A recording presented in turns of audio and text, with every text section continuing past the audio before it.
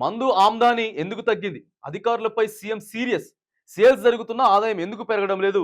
అన్ని శాఖల్లో ఆదాయం పెరగాల. ఇకపై నెల నెల రివ్యూ చేస్తా అని చెప్పి ముఖ్యమంత్రి రేవంత్ రెడ్డి గారు పైసలు ఎందుకు తగ్గినాయి? మందు మంచిగా అమ్ముతున్నాం కదా. మందు నెంబర్ వన్గా అమ్ముతున్నాం. కావాలంటే ఇంకా ఎక్కువ అమ్ముదాం కానీ మనకి పైసలు తీసుకురండి, ఫుల్ పైసలు తీసుకురండి అని చెప్పి రేవంత్ రెడ్డి సార్ నిన్న చెప్తున్నాడు. వాళ్ళ మీద సీరియస్ అవుతున్నాడు. ఇక నెల నెల రివ్యూ మీటింగ్లు పెడతా, పైసలు కావాలని చెప్తున్నాడు.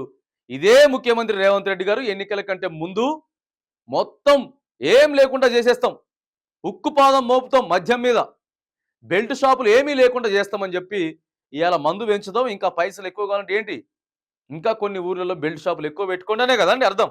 అంతే కదా. మహిళలందరికీ మాట ఇస్తున్నా, నీ భర్త ఫుల్గా తాగి పనిచేసిన పైసలు ఇంటికి తీసుకురావట్లేదు, నేను వస్తే అన్నిటిని రూపుమాపు చేస్తే పైసలన్నీ ఇంటికి తెచ్చుకోవచ్చు అని చెప్పినటువంటి రేవంత్ రెడ్డి గారు ఇవాళ ఏం మాట్లాడుతున్నారో ఒకసారి తెలంగాణ మహిళలు చూడండి.